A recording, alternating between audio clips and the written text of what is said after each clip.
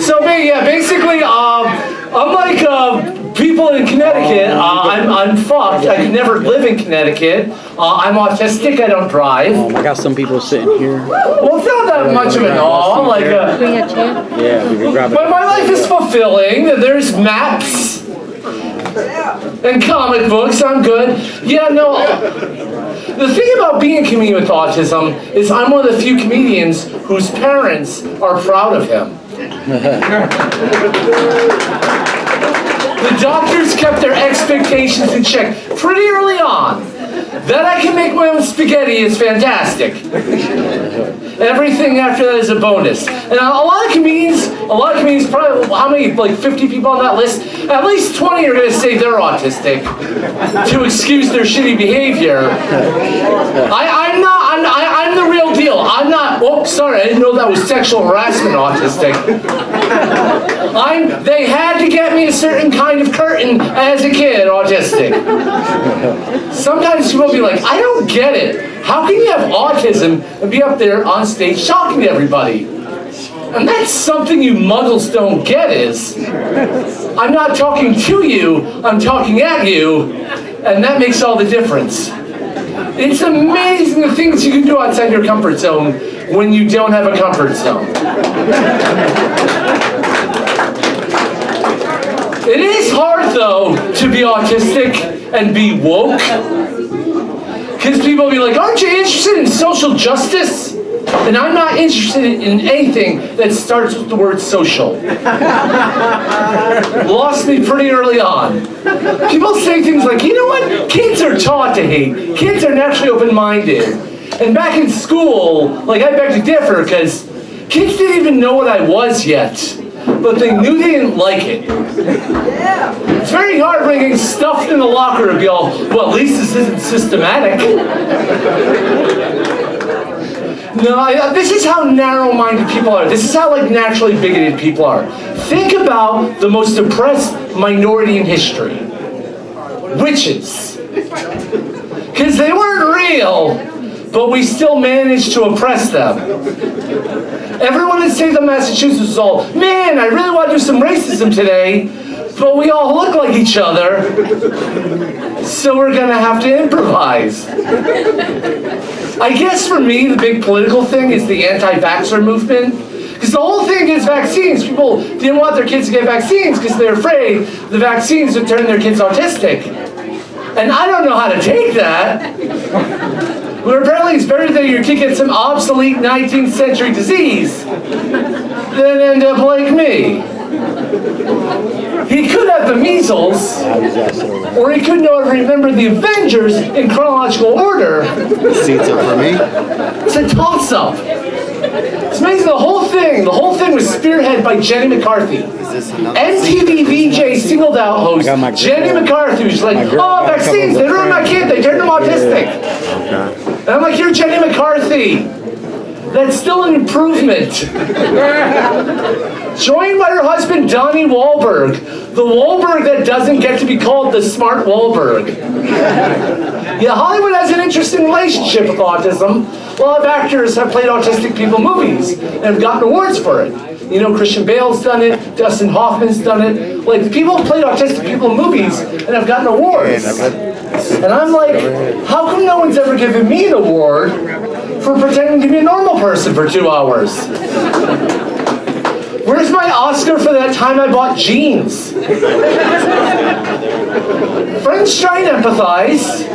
Somebody who's saying, hey buddy, I know how you feel, because I have asthma. And I didn't know how to tell him that I actually also have asthma. It's a little bit in the ensemble. Another friend of mine who's like, you know something, my sister, she works with autistic kids. You'd be great together. I'm like, that's not how that works. My sister's a plumber, that way. and you're incontinent. Just a little bit. Thank you. Yeah, it is hard for me to meet people. It is literally hard for me to meet people. I was at the dollar store, and I saw an attractive woman working the counter. which surprised me because it's a dollar store, and usually life offers attractive people more options.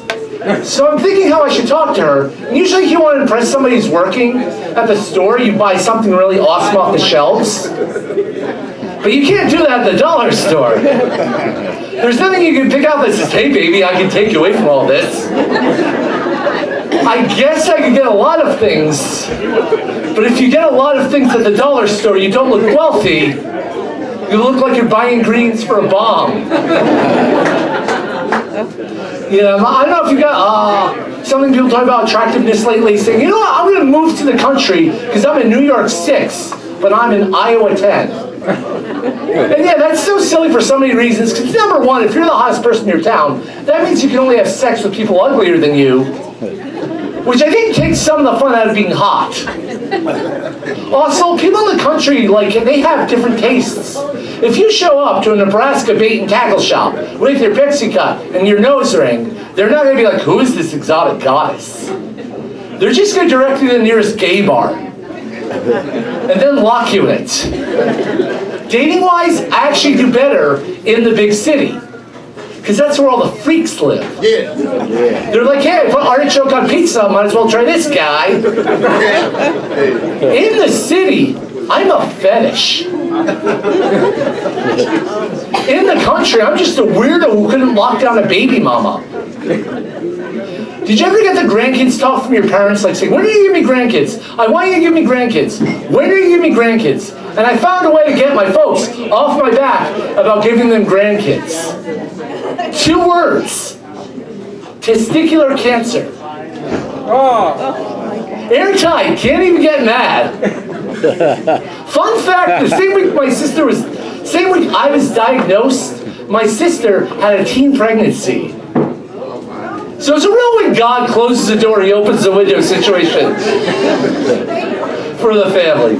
No, it's fine now. Like being a TC survivor, like it was tough, but now that Roe versus Wade got overturned, I'm looking pretty good. Shooting blanks, and I'm basically James Bond with a cigarette lighter. Yeah, but that's why I find homophobia silly, because I've done the math on this. As you can imagine, and there's only one gay man for every 9 straight women. So that means before I can worry about any gay dudes, 9 ladies would have to get to me first. And I gotta tell you, if I'm getting that kind of action in the first place, I can almost stand a little dick. Sometimes you end up with a french fry in your onion rings. But yeah, that's why I like, you gotta think about history. Like, the funny thing about terrorists is, we're sure scared of them now, but hundreds of years ago, what everyone was afraid of was pirates. They were the terrorists of their time period. They were the worst thing you'd be. But now, pirates are fun. They're on cereal boxes and mini golf courses. People dress up as pirates to make sick kids feel better. So I'm just wondering if in 100 years, that'll be the case with terrorists. They'll have their own theme park rides and mini golf courses. Kids will drop us little terrorists for Halloween, going door to door. Moms will go up like, oh, jeepers me! Looks like a little jihad's come to my doorstep. Well, I don't have any virgins for you, young man. But here's a Reese's. All right, thanks so much. Give you back to Lloyd.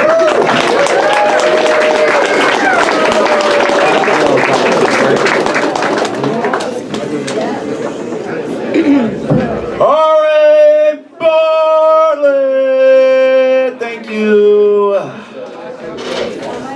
Now that we've kind of got started, got a little update from Capo Frankie B. If you're signing up, see him.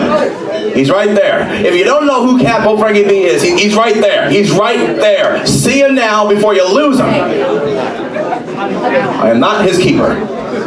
Secondly, this is called a tip jar. Because comedy, much like crime, doesn't pay. But if you like what you see tonight, and have something to spare, please do. We'd appreciate it. If you don't, I get it. Hard times. Ladies and gentlemen, on to your second performer of the night, Mr. Seth.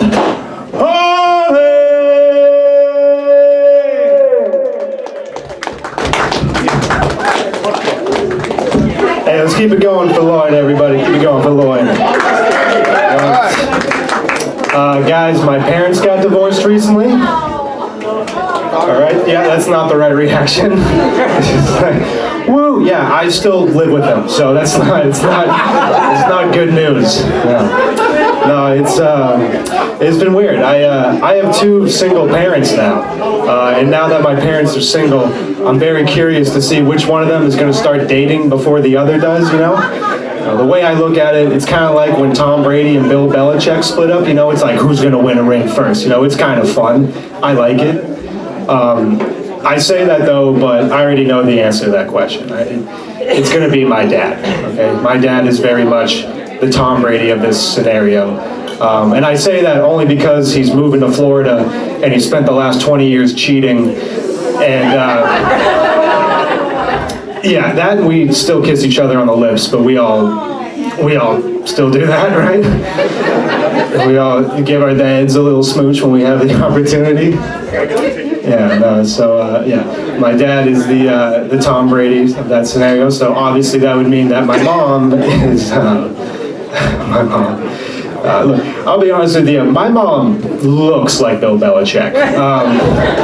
Yeah, dating is going to be a pretty rough go for her, to say the least. She is, dude. She looks just like her. She just wakes up every day with the same disgruntled, wrinkled face.